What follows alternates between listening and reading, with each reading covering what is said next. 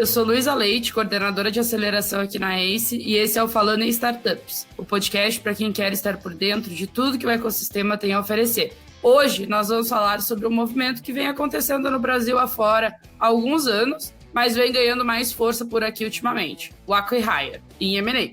É possível que você não tenha entendido o que eu falei, então para explorar um pouquinho mais desses novos caminhos, eu chamei uma parte da nossa bancada de M&A, o Alexandre Meneguesso e o Luiz Fernando. Bora? Bora lá, Lu.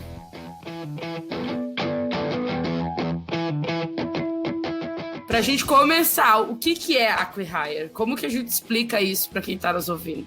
Vamos traduzir, né? Pegar o dicionário M&A português e traduzir aqui. Acqui-hire é uma mistura de acquiring com hiring. Então, são duas palavras em inglês, né? De adquirir e de contratar. Então, basicamente, o acqui-hire, ele é uma motivação de um comprador dentro de um potencial M&A, né? A gente tem vários potenciais motivadores para um comprador e um deles pode ser a contratação de uma equipe, ou de pessoas estratégicas dentro de empresa, ou dos C-levels. Mas quando a gente tem o que a gente chama de acqui-hire, Lu, a gente fala que uma das principais motivações do deal são as pessoas, mais do que o produto, mais do que necessariamente as sinergias. Você está muito interessado em trazer aquela equipe, trazer aqueles C-levels, trazer aquelas pessoas-chave para dentro da sua corporação, para dentro da sua instituição, para dentro da sua equipe, para complementar com novos skills, para complementar com lideranças diferentes. Então, resumidamente, assim, e traduzindo do M&A para o português, é a compra pensando em também a contratação, seja de uma equipe, seja de pessoa-chave. Muito bem. E aí, como que ele se diferencia de um M&A tradicional, né? A gente vem falando bastante do M&A tradicional aqui, e eu queria que a gente explicasse qual é a diferença entre eles. Se há diferença, não sei, se é mais uma opção. Luiz, como que a gente pode diferenciar ou não? Boa. Eu acho que assim, Lu, essa questão do acqui-hire, no fim do dia, é um M&A, tem uma motivação mais específica, como o Ale comentou, mas tentando traçar diferenças aqui. Quando a gente está falando de um M&A, a gente está falando do quê? Estou falando de um pagamento no closing, estou falando do earn-out, normalmente atrelado a metas relacionadas a desenvolvimento de produto, atingimento de resultados comerciais, eficiência em despesas e custos. Então, esse é um pouco do princípio, vamos colocar assim, do M&A tradicional. Agora, em contrapartida, no acqui-hiring, o que a gente está falando vai ter um pagamento upfront? Pode ter. Vai ter pagamentos contingentes? Sim, pode ter. Mas as metas que definem o que é gatilho e o que não diferem significativamente. Então, a gente está falando assim, de retenção de pessoas, a gente está falando de manter um time, como o Alexandre falou, a gente querer incentivar esse novo departamento, incentivar essas pessoas a sonharem um sonho maior.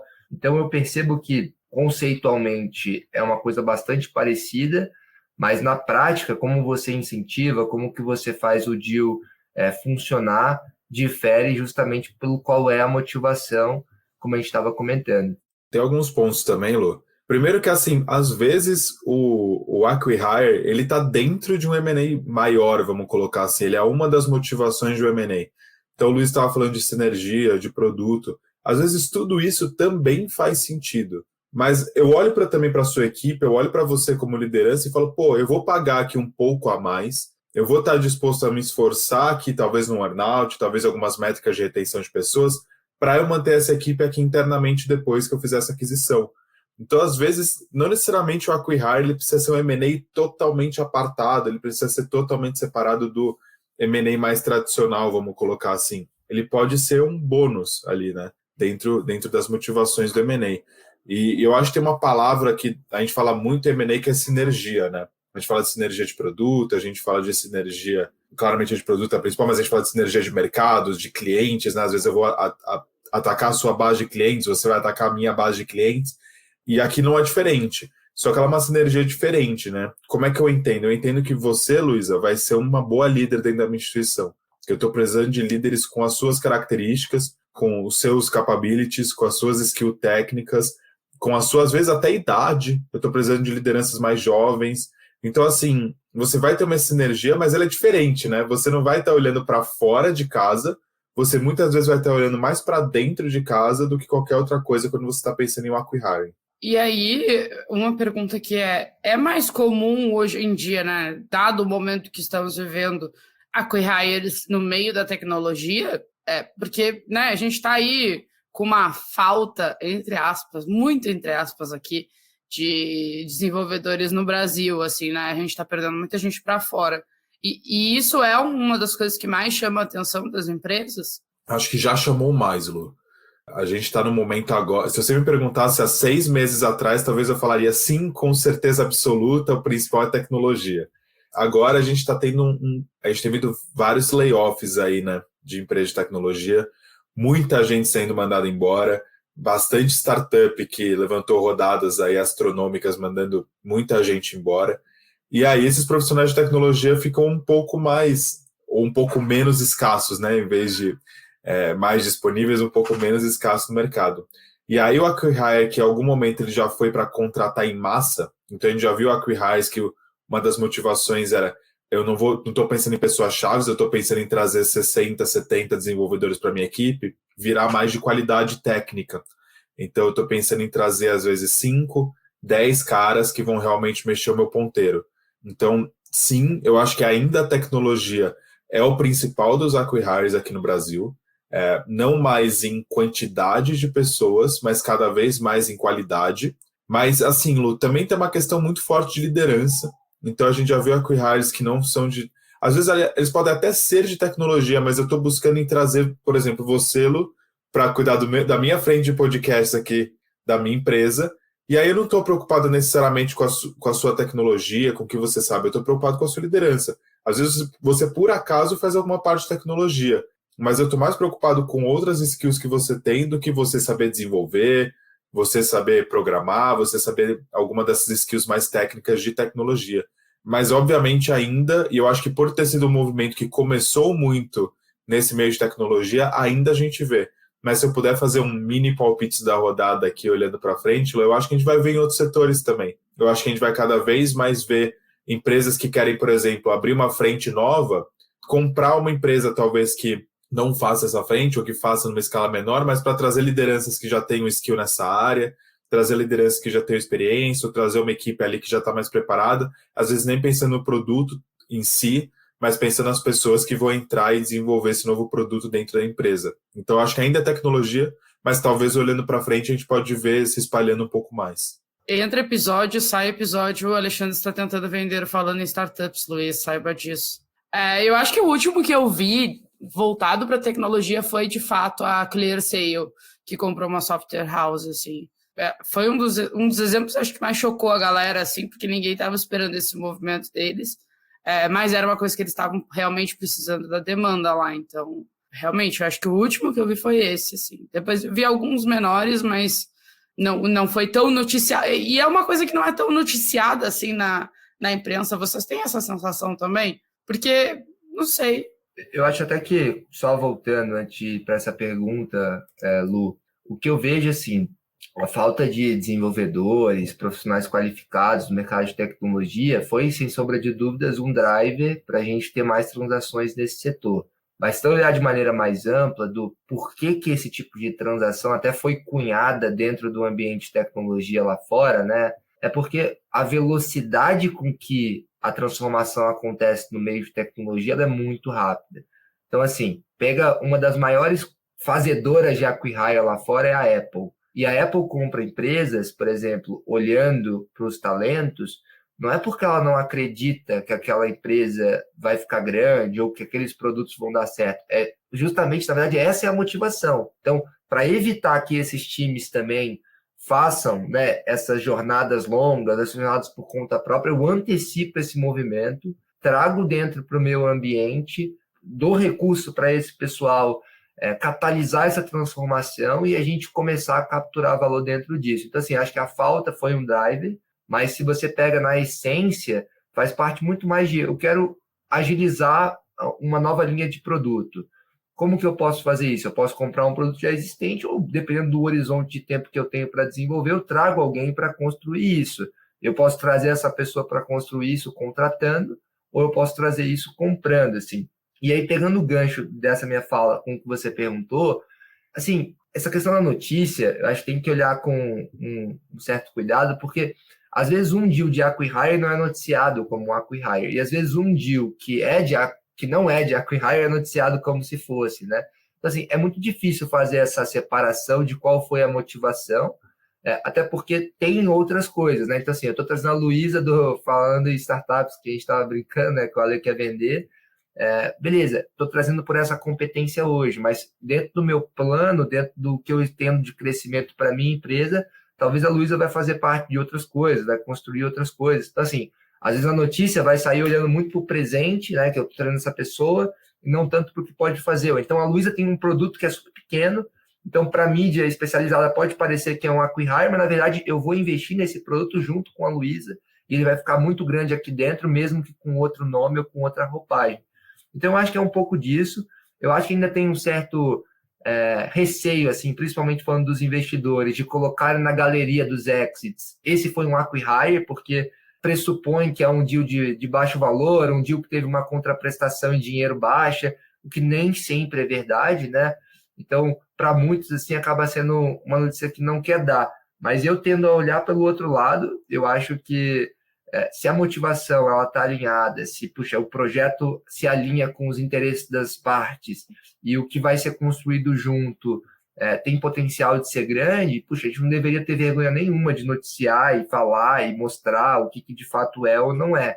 Até tem uma coisa legal que eu já ouvi de um empreendedor, que é a maneira mais fácil de você construir, por exemplo, um unicórnio, é você se aliando a um enquanto ele não é um unicórnio ainda, né?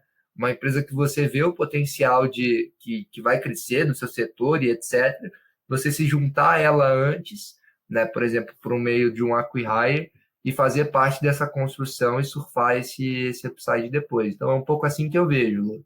Talvez, assim, eu não tenho uma estatística para saber se elas são mais noticiadas ou menos, mas de quem trabalha, de quem, assim, a gente faz muita palestra, a gente fala bastante com o empreendedor, ninguém pergunta para mim sobre acqui-hire. Acho que esse é o ponto. É menos sexy no mercado, vamos colocar assim. As pessoas perguntam muito para a gente de, nossa, essa sinergia de produto, nossa, os produtos encaixam muito, vejo muito potencial aqui, ou, assim, a gente vê essas compras que Toto, Stivit, Novini, Local Web fazem, as principais noticiadas, as que saem mais nas notícias, que a gente comenta mais, elas são muito mais voltadas para produto. Eu acho que é porque tem um appeal maior, talvez, de mercado mesmo, de ser mais sexy, que nem eu estava falando, esse tipo de transação do que o acqui-hire. O que não quer dizer que o acqui-hire é menos importante.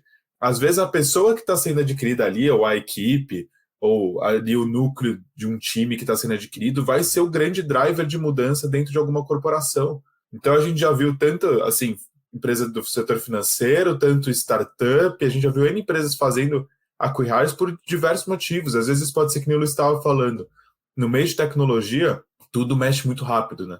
Tudo acontece muito rápido. Às vezes eu sou uma corporação gigante e que eu preciso de alguém ali dentro que vai ser esse meu driver de mudança, que vai ser esse meu ponteiro, que vai girar junto com a tecnologia e vai me trazer para dentro essa, vamos botar assim, nova geração, entre aspas. Ou não, às vezes eu sou uma startup e o que eu preciso é de uma galera mais experiente, o que eu preciso é de uma galera aqui que vai me dar um suporte mais técnico, que vai saber liderar pessoas, que vai saber desenvolver pessoas, reter pessoas. Então também tem essa parte. Ou não, às vezes eu preciso de mão de obra. Eu preciso aqui trazer 60 desenvolvedores do dia para a noite. O que eu vou fazer? Eu vou contratar 60 ou eu vou comprar 60, porque eu já sei que eles funcionam juntos, eu já sei que eles gostam da liderança, eu já sei que eles têm todo um skill de trabalho, metodologia, etc. O que é mais fácil? Pensa, se você tiver que trazer 60 desenvolvedores, é mais fácil você comprar, às vezes é até mais barato no final do dia, porque você vai ter que trocar pessoas, você vai perder tempo ali no meio. Então, assim, eu não acho que talvez seja mais sexy para o mercado, mas eu acho que algumas transações que foram muito importantes para empresas e que não sei se deveriam ter sido mais noticiadas, mas que a gente que está aqui no meio vê que foram realmente bem importantes. A ClearSale, por exemplo, nessa compra que você estava falando da Beta Learning, Lu, aumentou em 35% o seu número de desenvolvedores. 35% do dia para a noite você trouxe para dentro de casa uma galera que já tem skill pronta, que já tem metodologia de resolução de problema, provavelmente trouxe, além dessa quantidade, trouxe skills que faltavam, né? Você não vai comprar alguém que eu dei esse exemplo uma vez, que você está montando um time de futebol, e aí você tem goleiros e zagueiros bons. Você não vai comprar um outro time só com goleiro e zagueiro. Você vai comprar um time com meia e atacante. para você ter complementariedade. Então, às vezes, esses 35% são os 35% que faltavam lá dentro. Então, eu acho que talvez não seja mais noticiada, mas certamente é bem importante. E aí, essa questão que eu estava falando de, tem algum tabu aqui no meio de M&A, o pessoal às vezes não quer noticiar, a gente acha isso uma grande besteira. Porque às vezes esse cara está entrando lá, ele vai ser tão importante ou mais quanto um cara que está entrando por produto, ele vai conseguir crescer lá dentro, e às vezes ele vai ser um sponsor para a gente lá dentro depois, ou ele vai ser alguém que vai poder levar novas tecnologias para lá depois, às vezes ele vai comprar um produto ou fazer um outro acquihire. Então, M&A, a empresa está vendo a mesma sinergia, o mesmo potencial em produto, em acquihire, são só motivações diferentes no final do dia. E tem uma coisa, Lu, do acquihire, assim, que o pessoal automaticamente pensa em valores baixos, pensa em só troca de ações, pensa numa jornada que não foi bem sucedida, pensa, por exemplo, em precificar só em cima do número de desenvolvedores. Mas, assim, para os ouvintes, né, vou colocar algumas transações e aí os ouvintes depois procuram e mandam para você aí se eles acham que isso foi um acquihire ou não. Eu até ia te perguntar como é que essa transação é paga, né? Mas vamos lá, gostei. Não, por exemplo, o Itaú comprando a Zup, num deal que pode ser quase de 600 milhões até o final dele. É um acquihire ou não é? Grupo Boticário comprando GAVB, é um acquihire ou não é? Pega o histórico da GAVB, o tamanho que eles tinham. Aí você pega iFood comprando Requima, que foi um dos primeiros assim que a gente viu mais expoentes. É um acquihire ou não é? Quando você vê duas startups mais ou menos do mesmo tamanho se juntando, é um acquihire ou não é? Então, eu acho que tem várias coisas assim que dá para se provocar. E, de novo, eu acho que é muito difícil traçar no chão assim a linha que separa uma coisa ou outra. Eu acho que a maneira certa de encarar isso por trás de todo M&A tem uma motivação. Normalmente, quando a motivação principal é trazer os talentos, trazer o time, etc., o pessoal acaba rotulando como acquihire, mas muitos deals, na minha visão, não são rotulados dessa forma e a motivação principal é a mesma. Então, acho que é mais a provocação, assim. Até tu falando agora me lembrou um episódio de The Big Bang Theory, que eles falam Emily ou Canela, né, das falas do Raj. Então, eu gostei. Pessoal, mandem pra gente depois ali no LinkedIn o que vocês acham que é.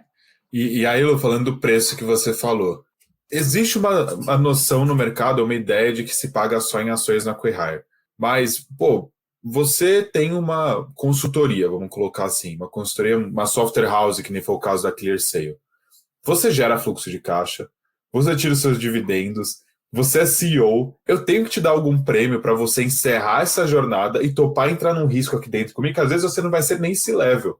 Às vezes você vai ser um diretor de tecnologia, você vai ser o diretor de alguma área, antes você era dono, CEO de uma consultoria ou de uma software house, e agora você está sendo um diretor, um vice-presidente, alguma coisa nesse sentido.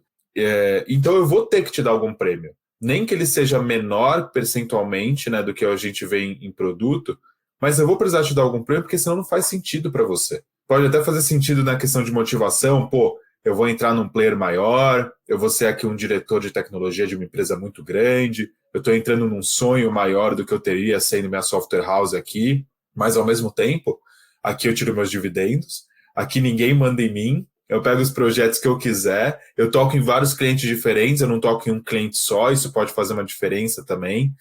Então, assim, existe uma noção de que se paga menos. Acho que a gente não pode mentir que os múltiplos em geral de acquihire não são os maiores do mercado, ao mesmo tempo a gente vê menores, mas eles não são os maiores praticados no mercado. Mas também tem uma questão de, eu estou entrando num risco, às vezes, de entrar numa startup de produto, eu sei como é que uma consultoria funciona, é um processo muito claro, é muito simples, eu tenho minha margem em cima das pessoas, e é isso. Eu já sou reconhecido aqui com a minha marca, eu vou estar entrando num player diferente, eu vou ter que comprar esse risco, mas por que a gente tem muitas ações? Porque, em geral, um dos pontos do acquihire é o alinhamento de longo prazo. Como assim? Eu vou estar te comprando aqui para ser um líder da minha área, não é para você ficar 1, 2 anos e sair depois. Eu quero que você vire uma pessoa-chave aqui dentro e que seja esse ponteiro de mudança que a gente estava falando. Então eu vou querer que você tenha um percentual relevante da minha empresa para você estar motivado também. Eu vou querer que você tenha um lockup bem maior em geral. Por quê? Porque eu vou precisar que você desenvolva uma área inteira, que você desenvolva uma nova frente, ou que você realmente seja essa... Eu estou comprando você. Se eu estou comprando você, eu não quero que você saia amanhã, eu quero que você fique o máximo de tempo possível amarrado aqui. Como que eu te amarro? Com ações e daí em contrato em lockup. Mas acabou esses 5 anos, eu provavelmente vou querer que você continue aqui. E aí, se você tem um percentual de ações relevante, principalmente relevante em relação ao deal, a chance de você ficar é maior. Então, pensa para o comprador. Se eu te der 90% do valor da sua empresa em grana e 10% em ação, daqui 3 anos você aposenta e vai para as Maldivas, Lu. Agora, se eu te der 90% em ação e 10% em cash, você pega essa grana, você vai ter uma segurança, você vai ter uma confiança, mas você vai estar super alinhada no longo prazo comigo, porque você vai ter um percentual de ação muito relevante. Então, assim, precisa ter um dinheiro que vai dar uma segurança para os empreendedores, que vai gerar essa gratificação e essa bonificação pela jornada que está sendo concluída, né, iniciando uma nova, mas ao mesmo tempo a gente entende porque também tem um percentual importante de ações dentro desse tipo de deal. E aí, Ale, talvez eu vou fazer a minha pergunta polêmica agora, né? Tu falou de, eu tô comprando você, o empreendedor. E aí, como que a gente calcula o valor de uma empresa com base nos talentos? Assim, é algo que a gente pode colocar um preço? Como que a gente coloca? Que a gente pode colocar um preço, a gente pode, porque a gente coloca. Mas como que a gente faz isso? Porque são pessoas, né? É muito difícil, Lu. Obviamente, cada modelagem financeira que a gente faz, cada precificação tem seus próprios desafios, porque como que eu modelo um produto com baita potencial que vai crescer aí 3 vezes por ano? Também é difícil de precificar. Mas vira uma questão muito de quanto eu estou disposto a vender e quanto você está disposto a pagá-lo. Assim, acho que quando a gente entra nesse quesito de... E aí, obviamente, quando a gente está falando de acqui-hire puro, né? Então, por exemplo, se eu tenho uma software house e você me adquiriu, né? Eu fui comprado aqui pelo Falando em Startups. Pô, provavelmente você não vai estar interessado no meu cliente, meu fluxo de caixa, entre aspas, não serve de nada para você. Porque você vai querer que eu esteja focado aqui no Falando em Startups. Então, assim, como que você vai me precificar? Vai ser pelo meu fluxo de caixa? Vai ser pelo meu número de clientes? Vai ser um múltiplo em cima da minha receita? Na verdade, você internamente talvez tenha até um budget. Eu tenho um budget de 10 milhões para montar a área de tecnologia do Falando em Startups. Então, eu vou gastar metade disso numa aquisição. Então, eu vou achar uma empresa no mercado que está disposta a ser comprada por esses 5 milhões aqui. E eu achei, por acaso, o Ale que cai nesse perfil. Então, vira cada vez mais... Quando a gente entra cada vez mais no acqui-hire puro, né? Então, onde eu estou comprando só o talento, só as pessoas, vira uma questão de quanto você está disposto a pagar e quanto eu estou disposto a receber. A gente usa o fluxo de caixa, a gente usa múltiplo, a gente usa essas coisas para ter muito balizador aí no mercado, para a gente ter uma ideia, alinhar a expectativa com o empreendedor. Então, a gente consegue ter alguma expectativa do que vai ser pago. Mas, assim, a gente também tem uma questão muito de, às vezes você tem um budget de 30 milhões para montar a área aqui de tecnologia do Falando Startups. Você vê o Luiz Tech ali, que é uma software house, e fala, cara, o Luiz é o cara. E às vezes eu vou pagar um pouco a mais do que o mercado estaria disposto, porque o Luiz é o cara que eu quero aqui dentro. Ou às vezes você vai olhar para mim, eu vou achar que eu valho mais e você não vai estar disposta, porque, para você eu tenho esse budget, se você quiser aqui, se não quiser, para mim não vale a pena, eu vou achar outra, porque também tem muita, né? Tem bastante software house, tem bastante consultoria, então tem opção, entre aspas, no mercado. Então vira muito uma questão de, assim, negociação, quanto você quer pagar, o quanto eu estou disposto a vender. Cada vez mais no acqui-hire vira esse processo, e aí o assessor tem um papel muito importante de negociação, né? De entrar com o pessoal, de entender qual que é esse preço, de entender se está disposto, não criar atrito, porque às vezes o fluxo de caixa vai ter uma importância bem pequena nesse processo. A gente foi de vender o Falando em Startups para o Falando em Startups comprar alguém. Olha só, né? Eu quero botar o Falando em Startups no meio das transações, eu vendendo, comprando. Eu quero algum jeito. Não, a produção, quando eu voltar de férias, a produção vai ficar feliz. E aí, assim, eu acho que uma coisa legal da gente falar é o que o empreendedor ou a empreendedora precisa cuidar numa transação, assim, porque o Ale falou, né, em sinergia, e a gente fala muito sobre a questão da cultura, dessa necessidade de alinhamento e tudo mais, assim, mas quais são as dicas de vocês aí que o empreendedor ou a empreendedora que está nos escutando que ficou interessado em um acqui-hire, o que ele precisa cuidar na hora de negociar, na hora de, né, aceitei como eu faço essa integração e tudo mais? Acho que, assim, no fim do dia, eu vejo tudo como uma transação de M&A. Então, assim, esse ponto do que ela estava até comentando, né, do preço e tal, é assim meio que sempre, sabe? Independentemente se a motivação é pessoas ou não, no fim do dia é aquele negócio build or buy, puxa, quanto que eu posso pagar, quanto só para vender mesmo. Mas assim, tentando dar um destaque para coisas que normalmente aparecem, né? Então, nos acquihires, dado que a premissa é você, né, se tornar um líder, enfim, estar no longo prazo num projeto novo, e dado que tem normalmente uma contraprestação em ações, enfim, eu me preocuparia de qual que é a liquidez dessas ações, qual que é o plano, como que eu faço para vender essas ações. Eu estou entrando num programa que já existe de ações para colaboradores ou não, eu estou entrando em condições diferentes, eu posso ser diluído, eu não posso, qual que é o plano dessa empresa, eu tenho alguma remuneração, por exemplo, dividendos, que vão ser concebidas com base no tanto de ações que eu tenho ou não, qual que vai ser o meu pacote, né, o meu total comp. Então, fora as ações devidas da transação, eu vou ter como ganhar outras ao longo da jornada se eu atingir algumas metas, qual que vai ser meu salário, o que acontece com a minha equipe, tem gente que não vai vir, tem gente que vai vir, me preocuparia bastante com esse ponto, inclusive, me preocuparia muito com os clientes, então, pô, tô ajudando esse cara, vou parar de atender, vai ser traumático ou não, como você comunica isso, eu estou entrando para fazer o que aqui exatamente, qual que é o projeto, né, o business plan que foi desenhado em conjunto. Então, assim, tem algumas coisas que eu diria que são, todas essas perguntas acho que a gente faz em qualquer deal, tá?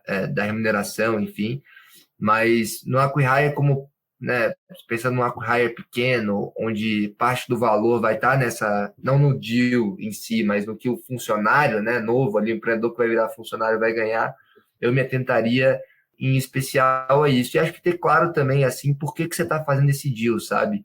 E aí, de novo, acho que essa é uma recomendação mais 360, assim, não só para acquihires, mas o que você está vendo, o que você espera, quais são essas expectativas, tentar ter muito claro isso e verbalizar para não ter nenhuma, digamos assim, assumir expectativas que não foram desde o dia zero combinadas, sabe? Então, eu diria que esse é um pouco dos cuidados e, obviamente, tem implicações aí fiscais, né, que acho que foge um pouco do tema aqui do nosso podcast, mas que eu com certeza traria advogados, especialistas nisso, porque dependendo da natureza, né, se eu confiro essas ações de uma maneira remuneratória, o fisco pode interpretar de uma maneira, se eu coloco de maneira não onerosa é outra. Então, assim, acho que tem várias coisas aí para se atentar, mas eu daria destaque para essas que eu mencionei. Eu concordo super, Lu. Acho que, assim, boa parte do que a gente recomenda para um M&A normal, entre aspas, normal, vale para um M&A de acquihiring também, não muda muita coisa. Eu acho que tem algumas perguntas que a gente costuma fazer, e a gente faz em todos, de novo, mas que para o M&A de acquihiring vale a pena ficar um pouco mais atento. Por exemplo, já teve alguma tentativa anterior de formar essa área? Quem que era a pessoa que era líder antigamente? Já teve alguma estrutura parecida antes? Por que ela não deu certo? Então, assim, eu estou entrando aqui numa empresa super tradicional. E aí o cara está me contratando, falando, não, você vai ser o driver de mudança aqui dentro, a gente está te contratando, comprando e contratando para você realmente fazer essa mudança. Aí eu vou lá e faço essa pergunta, o cara fala, não, a gente já teve uma área de tecnologia aqui, que durou 5 anos, passaram 10 pessoas, a gente não conseguiu fazer nada porque tudo tem que passar pelo conselho, o conselho é um bando de cara de cabelo branco que não aprova nada. O deal pode ser super legal, você pode estar super comprado, mas se você entende que você não vai conseguir fazer nada, será que faz sentido? Então, assim, acho que essa questão de autonomia também. Então, se eu estou te contratando, eu quero que você faça as suas coisas. Se você vai ficar me mantendo numa rédea curta ali o tempo inteiro, para que você está me contratando? Né? Então, assim, acho que tem algumas perguntas relacionadas a dia de trabalho, autonomia, qual é o nível de burocracia em cima do que eu vou fazer. A minha equipe, vai ser só a minha equipe, eu vou ter outras áreas para liderar, tem pessoas aí que já estão abaixo de outro líder que vão virar meu, quem são essas pessoas? Pode dar problema. Tem algum outro par aí no meio? Então, quem vão ser meus pares de trabalho? Então, acho que essas perguntas todas elas valem para o M&A, onde não é o acquihire também, são importantes. Mas aqui eu acho que vale um foco em todas essas perguntas que são relacionadas a dia de trabalho. E aí, obviamente, que a cultura que a gente estava falando é um ponto-chave, né? Ela engloba tudo isso. Então, por isso que a gente fala que ela é talvez um dos principais pontos, tanto para a retenção das suas pessoas, mas também para você. Se você vai ter um percentual relevante em ação da empresa, você vai ter que ficar lá 5 anos de lockup. Você não pode odiar a cultura da empresa. Você não pode odiar seu chefe, seus pares de trabalho, os colaboradores embaixo de você não podem odiar você. Então essa parte é extremamente relevante nesse tipo de deal. Talvez mais importante do que um M&A tradicional, que não é um acqui-hire, mas todas valem para tudo. E aí tem aquelas dicas lá, Lu, que a gente sempre fala. Contábil em dia, jurídico em dia, tenha tudo pronto, tenha tudo organizado, saiba os seus diferenciais. Acho que aqui tem uma questão relacionada a PJ bem importante, porque se você pensa nesse tipo de movimento, reduzir o seu número de PJs é importante, porque, em geral, é um trava-negócio. Pessoal, se você tem um percentual muito grande de PJ, o pessoal fica meio receoso de fazer aquisição. Risco trabalhista, é muito fácil de você sair. Então, eu estou comprando uma equipe de 60 pessoas, onde 30 são PJs. Pô, mas eu estou comprando 60 ou eu estou comprando 30? Entendeu? Então, assim, acho que tem essa tensão com o PJ. Se você é uma consultoria, se você é uma software house e está pensando nesse movimento, vale a pena você já ter o maior número de CLTs possível, obviamente mantendo suas margens e estrutura da empresa, mas é um ponto de atenção. Muito bem, e aí entrando aqui no Se Eu Fosse Você, como é um conceito extremamente recente no Brasil, apesar de já acontecer no exterior há muitos anos, né? A pergunta que fica é, se você fosse o empreendedor ou a empreendedora que nos escuta, você prestaria atenção nessas movimentações? Isso é algo que entraria no seu radar e por quê? Vocês fariam venderiam vocês para outras empresas ou comprariam outras pessoas para a empresa de vocês? Olha, se eu fosse para comprar, eu prestaria muita atenção, porque eu acho que realmente pode ser um ponto-chave aí de mudança, principalmente se você é uma startup já um pouco maior, tá ali levantando sua série A, sabe, tá nesse momento, presta bastante atenção nisso, porque às vezes você está querendo desenvolver alguma coisa internamente, você não tem as capabilities, você não tem a skill. Às vezes seu problema de retenção ele pode ser causado, por exemplo, você não saber se relacionar com profissionais de tecnologia, por exemplo. Às vezes está faltando uma liderança na sua equipe para essa frente. Você está muito longe, seu CTO está muito longe. Então, assim, se eu fosse um empreendedor da ponta compradora, eu prestaria muita atenção nesse tipo de movimento, pensaria muito bem, porque um acqui-hire não precisa comprar 40 pessoas.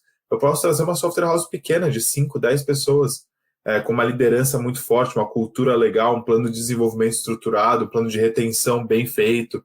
Então, não necessariamente precisa ser uma coisa enorme. O acqui-hire pode ser um acqui-hire pequeno também. Então, se eu fosse da ponta compradora, eu assim, estaria olhando com muito carinho. Da ponta vendedora, eu acho que vai depender um pouco do momento, acho que vai depender um pouco de o que a sua empresa faz. Pô, se eu tenho um produto muito legal, um produto com muito potencial, talvez valha a pena eu dar uma segurada e dar um double down aqui no meu produto do que eu ser comprado puramente pela minha capability, né? Alguém que está olhando menos para esse meu produto, pelo meu tipo de serviço que eu presto. Então, acho que se você dá ponta vendedora, obviamente, se você é uma consultoria / software house, que aí fica um pouco mais difícil, aí eu acho que vale a pena você estar olhando, porque é isso que eu estava falando, você antecipa um pouco do risco, né? Você puxa aí 3, 4 anos de fluxo de caixa, entra num sonho maior, diminui o risco, acho que vale a pena. Se você tem um produto, aí eu acho que vale a pena você olhar bem para o seu produto, pensar qual que é o potencial dele, vale a pena esse risco, não vale. Aí eu acho que o buraco é mais embaixo, Lu. Mas se eu fosse da ponta compradora especificamente, eu olharia com bastante carinho para esse tipo de movimento. Bom, na minha visão, a resposta é sem dúvidas, eu prestaria atenção, porque no fim do dia, acho que em qualquer uma das pontas, seja na vendedora ou na compradora, o desafio é gerar opção. E se essa é uma das opções que aparece na sua mesa, acho que é melhor ter a opção e decidir por não seguir ou seguir do que não ter a opção e ser condicionado a seguir por uma rota única que te aparece. Então, sempre no viés de gerar opcionalidade, sem dúvidas, acho que é uma coisa que está acontecendo cada vez mais. Quando você vai para mercados mais maduros, de novo, pega grandes empresas de tecnologia, como eu citei a Apple, e você vê o perfil de aquisições que elas fazem, né, Google e etc., tem muito esse viés, muito. Eu acho que tem que entender que grande parte das empresas não vão ser as empresas grandes, né, que todo mundo acredita, né, vão ter vários percalços. Eu acho que é uma forma de você fazer parte de um sonho muito maior, de ser relevante, tomando menos risco, pelo menos em algum momento da jornada, né, porque depois você vai estar igualmente envolvido nele.